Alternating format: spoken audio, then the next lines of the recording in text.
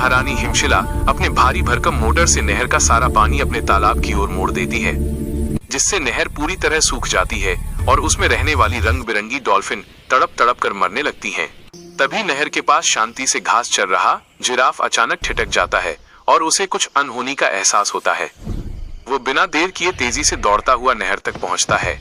वहां पहुंचकर जिराफ देखता है कि पानी खत्म हो चुका है और सारी डॉल्फिन आखिरी सांसें ले रही हैं। उसी पल जिराफ समझ जाता है कि इन्हें बचाने के लिए किसी भी तरह पानी लाना जरूरी है। फिर जिराफ बिना रुके जंगल के घने और पथरीले रास्तों से पानी की खोज में निकल पड़ता है।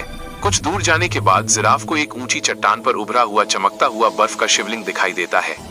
जिराफ धीरे धीरे उसके पास जाता है, वहीं बैठ जाता है और आंखें बंद कर ओम नमः शिवाय का जाप शुरू कर देता है।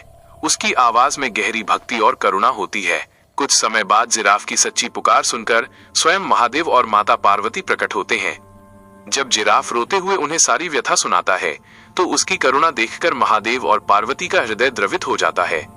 महादेव और पार्वती तुरंत सूखी नहर के पास पहुंचते हैं और अपने कैलाश स्वरूप में आकाश की ओर निहारते हुए धीरे धीरे अपनी जटाएं खोलते हैं।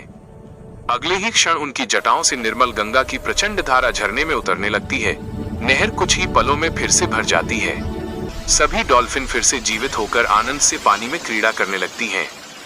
विडंबना, अफसोस, महादेव और पार्वती की इस दिव्य लीला के लिए भी किसी ने लाइक और सब्सक्राइब नहीं किया।